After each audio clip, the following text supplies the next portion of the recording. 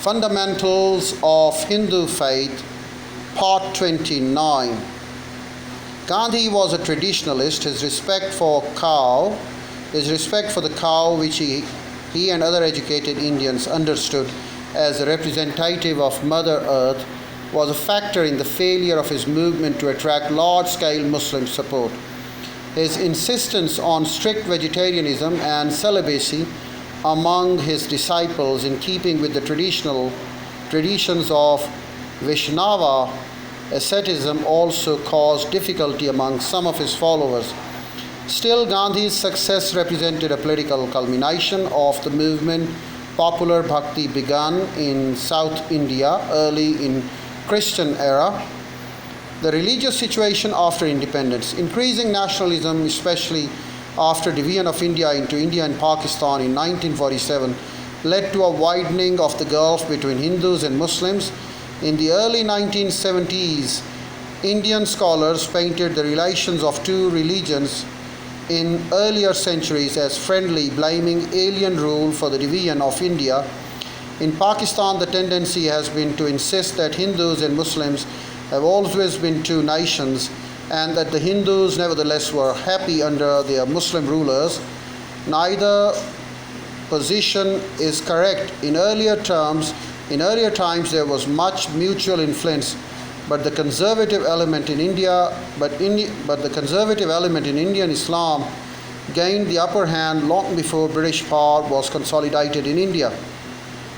One of the pioneers of nationalism, Tilak glorified Maharashtrian hero Shivaji as the liberator of India from alien yoke of the Mughals, and the Bankim Chandra Chatterjee, militant ascetics who pledged to conquer and expel Muslims, sang a battle hymn that no orthodox Muslim could repeat.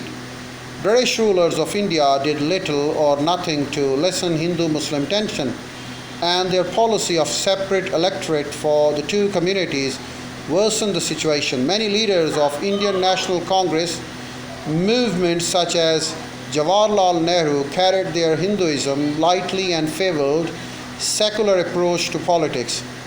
The majority, however, followed the lead of Gandhi.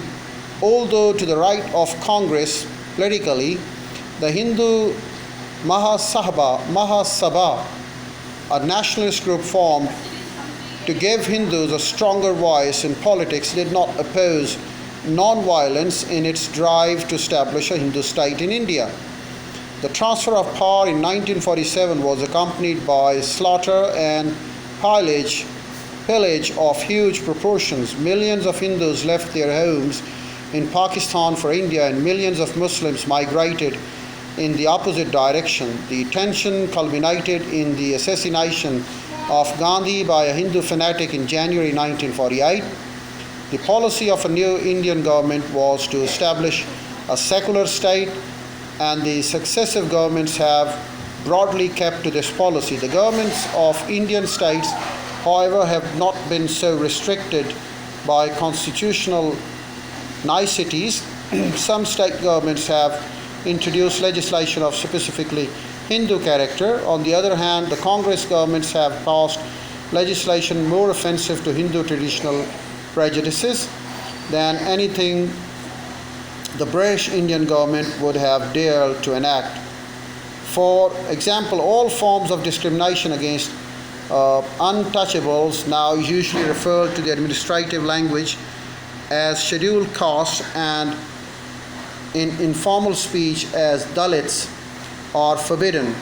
Although it has been impossible to enforce law in every case, a great blow to conservatism was dealt with the legislation in 1955-1956 that gave full rights to the inheritance of widows and daughters, enforced monogamy, and permitted divorce on quite easy terms.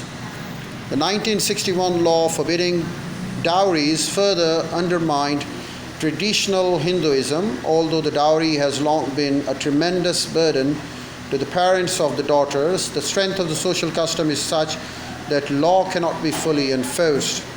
The social structure of traditional Hinduism is changing rapidly in the cities. Interstate and interreligion marriages are becoming more frequent among the educated, although some aspects of the caste system show remarkable vitality, especially in the merit of appointments and elections.